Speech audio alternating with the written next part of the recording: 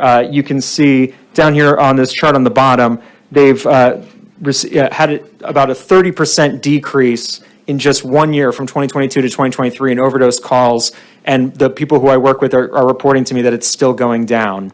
And they said that this has been absolutely great, not only for their community, but also for the morale of their firefighters, because they feel that not only are we saving lives in the short term, we're saving lives in the long term. It's not just a revolving door of overdose, overdose, overdose. And so that's probably been the most gratifying part of this work, is that we're able to not only serve the individuals who are struggling and meet their needs, but also give some morale back to our first responder community, who between COVID and the overdose crisis have absolutely been, wrecked by burnout and stress these past few years. So if there are any questions, yes, sir. Thank you, Mr. Bell. Leave behind where?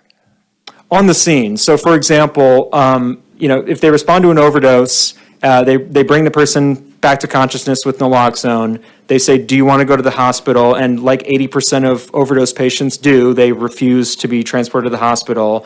The firefighter or the police officer or the paramedic might say, okay, well here, listen, why don't you take this blue bag? And they'll either give it to the patient, or, if mom's on scene, give it to mom. If their friend's on scene, give it to the friend. Sometimes they'll give more than one and say, hey, if this happens again, take this medication and spray it in their nose, and it'll bring them out of the overdose like we just did. And if you'd like to have a conversation with someone who's been where you're at, can talk to you about treatment, or about, maybe getting your housing situation stabilized, your food situation stabilized, call this number right here. For the districts that have the EPIC project associated with them, we refer them to them. In the blue bags there, the blue and white card is the EPIC project in the St. Louis area. Otherwise, we tell people to call 988, or sometimes the first responders will make referrals to their community behavioral health liaisons. It's really dependent on where this first responder agency is, but there's always a resource somewhere that they can refer people to. And that's also what's in these leave behind bags. It's not just naloxone, it's also CPR face shields and literature about where they can receive resources for help with addiction or many other problems that these individuals might be having. You mentioned something that we've heard about briefly, and I don't know if it's factual or not, and that's why I'm asking the question about when a person has been given Narcan and they then recover, their life is saved as a result of that there's some information that I'm asking you, is it true, or what's your perspective on it, that depending on the amount of the Narcan they've been given, that it may or may not create a need or a desire for a rather immediate dose of the controlled substance? Can you help us with that subject? Yes. So as I said, when a person receives a dose of Narcan or naloxone, it takes them out of the overdose, and depending on how dependent on fentanyl or opioids this person is, and depending on how much naloxone they receive, because it kicks the opioids off of the opioid receptors, they will go with each dose further and further down into the withdrawal zone.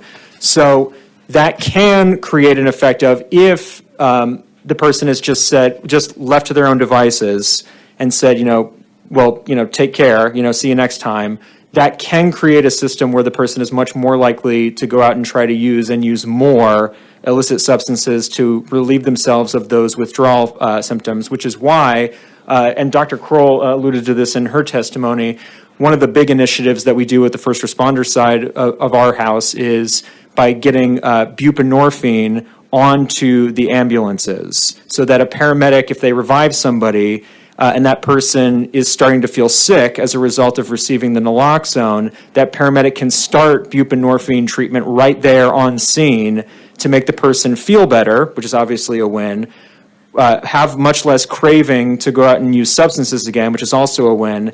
And then also what buprenorphine does is it provides a barrier on the opioid receptors, so that if for whatever reason, if the person does receive an appropriate dose of buprenorphine in the field, and then they decide a few hours later, well, no, I want to go use more fentanyl, it won't have nearly the effect that it otherwise would. So it's really a win on three fronts to have buprenorphine be initiated in the field. Okay, but then this may overlap directly with the previous testimony we heard, but if the emergency personnel are called, they don't transport, and they provide Narcan and Suboxone, are they reimbursed by Medicaid? Yes, please. No. No. So the only form of payment or reimbursement for that scenario, to my knowledge, is actually through our DOTS Mobile grant, which we run in our shop, as Greg alluded to, which is funded by you all from the opioid abatement fund, from the opioid settlement dollars. And we're in our second year only of this pilot. But essentially, the only money that the EMS agencies are asking for to be able to do this is to pay for the medication, to pay for the buprenorphine, and pay for maybe a little bit of staff time to be on all these meetings and calls we have them do. So our hope is that funding will continue, but right now the only reimbursement here in this situation would be if they then transport that person to somewhere, a behavioral health urgent care, a treatment center, what have you. But perhaps, if I understood Dr. Crow correctly, that there is reimbursement under this pilot project for categories that would include substance use. Sure. You're saying, yeah, not just the transportation piece, but for treating on the scene. If I believe she said if you call 911 or 988, then there is reimbursement available under this pilot project. Isn't that what she said? You know what, Chairman Black? You're onto something. So we should figure out the technical aspects of the money on the back end, that we can get back to you on whether, basically I think what you're saying is every EMS agency in Missouri could do this right now. That's what it sounded like to me, but. When you put it that way. Yeah.